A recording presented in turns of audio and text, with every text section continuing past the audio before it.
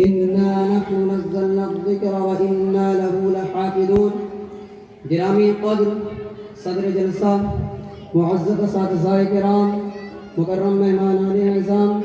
بزرگوں اور دوستوں اور عزیزوں، مدارس و مکاتب کی اہمیت و افادیت سے کون نہ واقف ہے، مگر بار بار اس کا تذکرہ بھی ضروری ہے تاکہ سمجھنے والے اور سمجھنے، شک و تدبر میں مبتلا ہونے والے شاہراہ یقین پر گامزن ہو جائیں، اور مدارس و مکاتب کی اہمیت و افادیت کا انکار کرنے والوں پر یہ حقیقت آشکارا ہو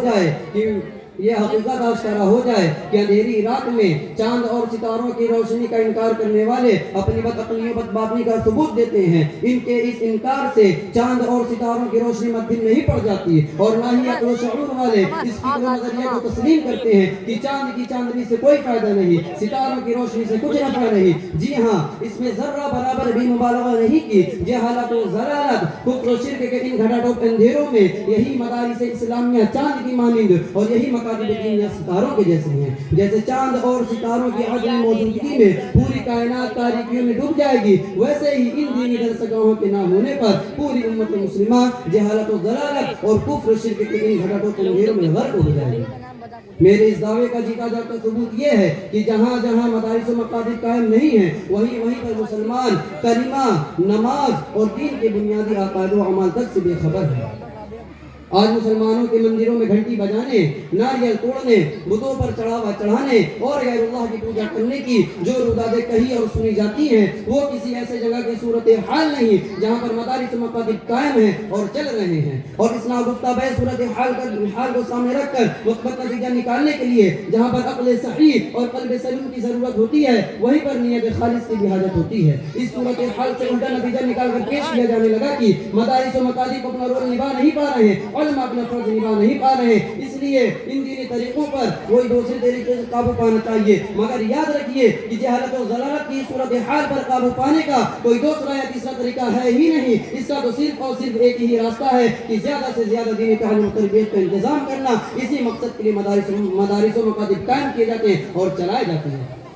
مکاتب جہاں ننھے معصوم بچوں کو کلمہ سکھایا جاتا ہے، مصنون دعائیں رٹائی جاتی ہیں، قرآن عظیم کی تعلیم دی جاتی ہیں، اسلامی عقائد و اعمال تک سے بے خبر کیا جاتا ہے، اللہ کی کبریائی اور رسول اللہ صلی اللہ علیہ وسلم کی عظمت ان کے قلوب میں بٹھائی جاتی ہیں، یعنی ذوق یقین اور جذبہ عمل پیدا کیا جاتا ہے، یعنی سچا پکا مسلمان بنایا جاتا ہے. مکتبوں کی اس روشن کارکردگی پر اگر شک ہے تو اندازہ کیجئے اور سمجھئے کہ جو انہی مکتبوں میں داخل نہیں ہو سکے، وہ بڑی بڑی ڈگریاں لے کر بڑے بڑے کالج اور اسکولوں میں پڑھ کر، یونیورسٹیوں میں پڑھ کر، اونچی تعلیمات حاصل کر کے خطرات میں پڑ گئے ہیں. کہیں بڑے ڈاکٹر صاحب عیسائیت کا ترانہ گا رہے ہیں، کہیں پر پروفیسر صاحب کمیونزم میں انسانیت کی فلاح کا نعرہ لگا رہے ہیں، کہیں کوئی لیڈر صاحب اسلامی قوانین و ضوابط پر اعتراض کرتے دکھائی دے رہے ہیں. اس طرح اگر مسلم معاشرے میں دینی تعلیمات کے حصول کا سلسلہ منقطع ہو جائے تو کہیں پر لوگ یہودیوں کے دامن فرے میں الجھ جائیں گے، کہیں اسلام دشمن پارٹی اور تنظیموں میں شامل ہو کر اسلام کو رسوا اور قوم مسلم کو بدنام کریں گے. اس لیے دینی تعلیم و تربیت کرنے،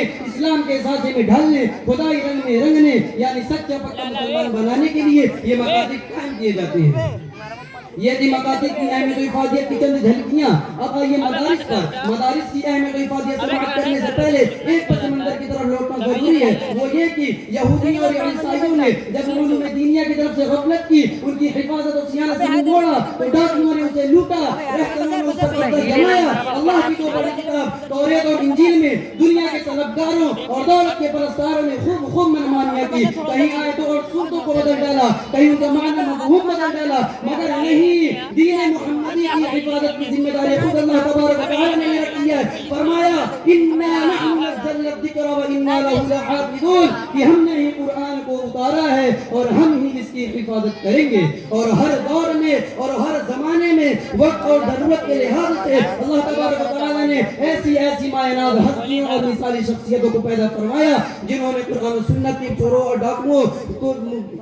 ڈاکوؤں سے حفاظت فرمائی. یہ ایک تاریخی صداقت ہے کہ علوم دینیہ کو لوٹنے والے ہر دور میں اٹھتے رہے، کبھی اپنوں میں سے اٹھے، کبھی غیروں میں سے اٹھے، اور چاہا کہ قرآن و حدیث کی اصلی شکل و صورت کو بگاڑ دیں، کسی نے اللہ کی مقدس کتاب کا ترجمہ و تفسیر اپنی خواہش اور اپنے فکر و نظریہ کے مطابق کیا اور مرضیات خدا بندی کے بجائے اپنی مرضی داخل کرنے کی کوشش کی، کسی نے احادیث نبویہ کا آزادانہ معنی مفہوم بیان کیا، کسی نے بنا تعویل و تحریف سے اللہ کے دین کو گڈ مڈ کرنا چاہا، کہیں عیسائی مشرقیوں نے مدارس عربیہ قائم کر کے اپنوں میں ایسے افراد تیار کیے جو امت مسلمہ میں قرآن و حدیث کے حوالے سے عیسائیت کی تبلیغ کرے، کہیں صہیونی تنظیموں نے جبہ قبہ پہنا کر ہاتھوں میں تھما کر اپنے قاصدوں کو روانہ کیا کہ وہ جائیں مسلمانوں کے ایمان و عقیدت پر ڈاکہ ڈالے، مگر نہیں، بروقت علماء ربانی نے باطل کی کارستانیوں کو ناکام بنا کر علوم قرآن و سنت کی بنیادوں کو مستحکم کیا اور امت مسلمہ کو دشمنان اسلام کی تمام تر سازشوں تحریکوں اور تنظیموں سے چوکنا کرتے رہے۔ یہ علماء ربانی کہاں سے آئے؟ یہ انہی مدارس کی دین ہے جو ان کی اہمیت و افادیت پر شک کرتے ہیں، ان کی عقل ہی معوف ہو چکی ہے، ان کے دلوں کی بصیرت اور آنکھوں کی بینائی ہی مسلوب ہو چکی ہے، انہیں نظر ہی نہیں آتا کہ مدارس عربیہ کے خاک سے علماء اٹھے، حفاظ اٹھے، واعظین اٹھے، مفتیان دین اٹھے، داعیان حق اٹھے، اولیاء اٹھے، اصفیاء اٹھے، اتقیاء اٹھے اور پھیلیں، پوری دنیا میں پھیلیں، مغرب میں گئے، مشرق میں گئے، شمال میں گئے، جنوب میں گئے، ملک میں گئے، شہر میں گئے، گاؤں میں گئے،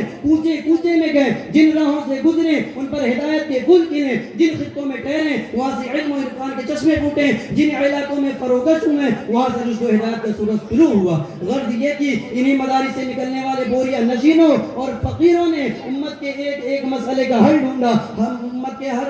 ایک مسئلے کا حل ڈھونڈا، ہر زخم پر مرہم رکھا، ملت کے ہر زخم پر مرہم رکھا۔ علامہ اقبال نے اسی حقیقت کو تسلیم کرتے ہوئے فرمایا تھا کہ نہ پوچھ ان خرقہ پوشوں کی ارادت ہو تو دے گی ان کو، نہ پوچھ ان خرقہ پوشوں کی ارادت ہو تو دے گی ان کو، ید بیضا لیے بیٹھے ہیں اپنی آستینوں میں۔ محترم حضرات، اب وقت کافی طویل ہو چکا ہے، مدارس و مکاتب کی مثالی کارناموں اور دستگیوں کی مثالیں اتنی زیادہ ہیں جسے بیان کرنا مجھ جیسے طالب علم کے لیے ناممکن ہے۔ حاصل گفتگو یہ کہ امت مسلمہ کا جان لینا چاہیے اور خصوصاً ہندوستانی مسلمانوں کو اچھی طرح سمجھ لینا چاہیے۔ میں اس شعر کے ساتھ اپنی بات کو ختم کرتا ہوں کہ نہ سمجھو گے تو مٹ جاؤ گے اے ہندی مسلمانوں، نہ سمجھو گے تو مٹ جاؤ گے اے ہندی مسلمانوں، تمہاری داستان تک بھی نہ ہوگی داستانوں میں۔ وآخر دعوانا الحمدللہ رب العالمین۔ السلام علیکم۔